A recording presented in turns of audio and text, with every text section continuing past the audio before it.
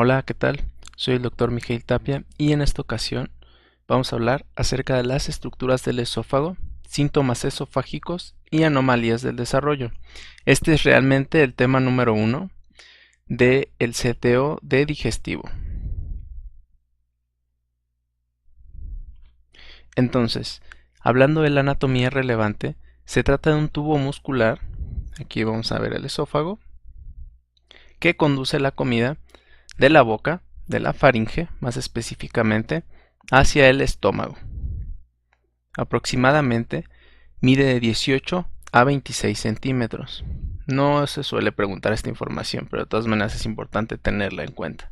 Es colapsable y el bolo alimenticio ocupa aproximadamente 2 centímetros en su dirección antero-posterior y 3 centímetros en su porción lateral. El esfínter esofágico superior, que es un área anatómica muy importante, se forma por los músculos constrictores de la faringe, particularmente el músculo cricofaringio. El esfínter esofágico inferior no tiene una correlación anatómica muy clara que digamos, pero este esófago penetra en el hiato diafragmático a esta porción, más o menos aquí lo tenemos, por donde penetra el esófago. Este sería el hiato diafragmático.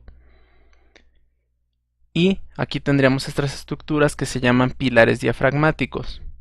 Y el esfínter está conformado, a saber, por el entrecruzamiento de haces, la membrana frenoesofágica y las fibras de la capa circular esofágica.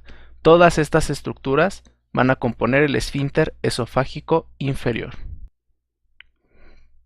Un tema muy importante, y este sí mucho más preguntado, habla de la histología. Como sabemos, el esófago tiene 4 capas. ¿Qué capas son estas? Aquí las tenemos mejor representadas: mucosa, submucosa, muscular y adventicia. Esas a su vez van a tener subdivisiones. Empezamos con la capa mucosa. Al endoscopio se va a ver lisa y rosada y va a tener estas estructuras que se llaman líneas en Z u ora serrata. Y va a tener, obviamente, y como su nombre lo denota, glándulas productoras de moco. ¿Qué porciones o qué divisiones va a tener? Epitelio, lámina propia, y va a tener su propia capa muscular. Número 2. La porción submucosa o la capa submucosa. Está formada por tejido conectivo con vasos o nervios que van a formar una estructura muy importante que se llama plexo de Meissner o de Meissner. Número 3. La capa muscular. Se va a situar justo por debajo del esfínter esofágico superior y va a tener 2 capas, circular y longitudinal. Y esto va a tener mucho que ver con el movimiento de la deglución. Aquí tenemos capa interna circular y capa externa longitudinal. Entre ambas vamos a encontrar el plexo mientérico, también conocido como de Auerbach o de Auerbach. Y la cuarta capa es la capa adventicia, que va a ser una capa primordialmente serosa formada por mesotelio y además típicamente la más externa, como podemos ver en este corte. Hablando del transporte, vamos a tener que es la principal función del esófago. Obviamente el transporte del bolo alimenticio desde la boca para que continúe hacia la digestión, para que se continúe todo este proceso que ya inició en la boca con las enzimas y llega al estómago, donde va a ser evidentemente tratado por otras enzimas y otras sustancias. Hablando de su composición, tenemos que del 5 al 33% del esófago está compuesto por músculo esquelético. En la porción más distal, es decir, la más cercana al estómago, va a estar compuesta en un 33% por músculo liso, y la porción media del esófago va a ser una mezcla de estas dos, músculo esquelético y músculo liso. El esfínter esofágico superior se va a contraer en reposo, impidiendo la entrada de aire a la inspiración, que sería lo que tendríamos en esta porción. Recordamos por los músculos constrictores de la faringe. El esfínter esofágico inferior impide la entrada de contenido gástrico al esófago o de que se dé este flujo retrógrado típico de la enfermedad por reflujo gastroesofágico. La actividad motora esofágica se inicia por la deglución y se denomina peristalsis primaria, y esto es importante definir qué es peristalsis primaria, secundaria y terciaria. La contracción del músculo circular va a propulsar el bolo a lo largo del esófago, entonces aquí vamos a tener esta constricción y cómo va a bajar este bolo. Va a haber constricción y relajación de manera simultánea y rítmica para que este bolo vaya bajando todo el sistema digestivo, todo el esófago. La peristalsis secundaria va a depender de la estimulación de algunos receptores sensoriales que van a estar presentes en el cuerpo esofágico. Primordialmente, esta estimulación se va a dar por el bolo alimenticio, aunque puede darse por algunas otras sustancias y presencia de algunas masas incluso. La peristalsis terciaria, que se va a ver a nivel intramural en un segmento de músculo liso, es un mecanismo de reserva y se van a dar unos movimientos que no se van a considerar peristálticos. Otro tema importante van a ser los síntomas esofágicos. El primero es la pirosis, la pirosis es una sensación quemante, de ahí este prefijo de piros, de predominio retroesternal típico de la enfermedad por reflujo gastroesofágico, es de hecho el síntoma diana. Odinofagia, dolor a la deglución, típicamente un trastorno asociado inflamatorio de la mucosa y primordialmente una afección a este nivel faríngeo o a nivel de la unión del esófago con la faringe. Dolor torácico, típicamente producido por alguna lesión, por alguna rotura, y que es importante diferenciarlo con la cardiopatía isquémica, con el dolor, que este es el típico caso en el que les van a decir que se van a confundir entre infarto agudo de miocardio y un dolor típico, ya sea de úlcera o de reflujo.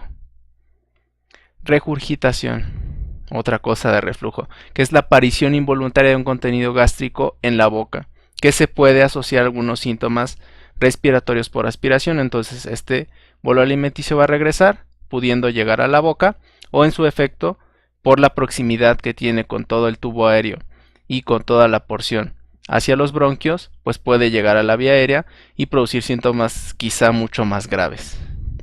Último, la disfagia.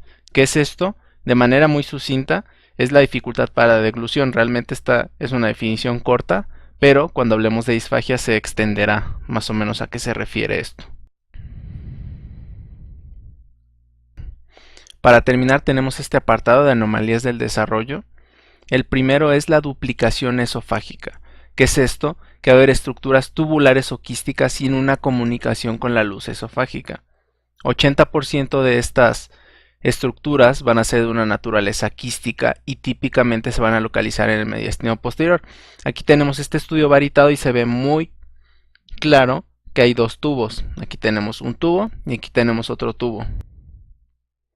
La pregunta aquí sería ¿cuál es el esófago que funciona? Y es el 1. Pese a lo que ustedes puedan pensar, es el 1. El 2 se llena, sí, y ustedes dirían ¿y por qué se llena si en teoría no tiene comunicación? Se llena por un flujo retrógrado del estómago. Aquí tenemos otro. Y como pueden ver, la duplicación señalada por la D es posterior, consistente con lo que nos dijeron acá, y también se llena por un flujo retrógrado desde el estómago. Típicamente es asintomático y se puede hacer como un hallazgo en una radiografía o un control de un paciente pediátrico por alguna otra razón, pero cuando da síntomas van a ser síntomas de compresión tráqueo-bronquial. ¿Qué va a ser esto? Tos, taquipnea, cianosis, sibilancias, dolor torácico. O sintomatología de la pared esofágica, que van a ser disfagia y o regurgitación. El diagnóstico obviamente es por estudios de imagen, tomografía, resonancia, estudio varitado muy importante o incluso una ecoendoscopía. Y el tratamiento va a ser quirúrgico.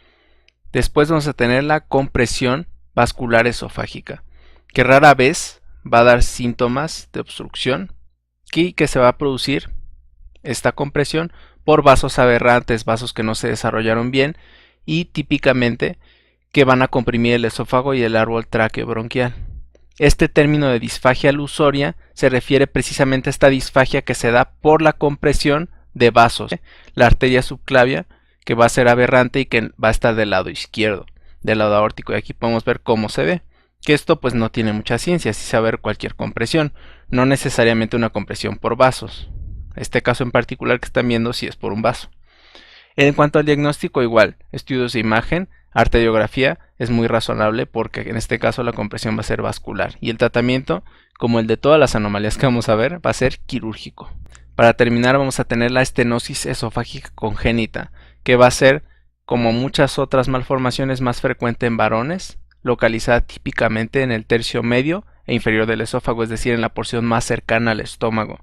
Los síntomas van a ser de disfagia y de regurgitación y el tratamiento obviamente va a ser eminentemente quirúrgico. ¿Qué va a hacer esta estenosis? Pues que de esta ser la luz del esófago, va a haber una estenosis hablando del 100% y en algunas ocasiones va a ser del 80 al 90%. De todas maneras se va a presentar como una obstrucción total.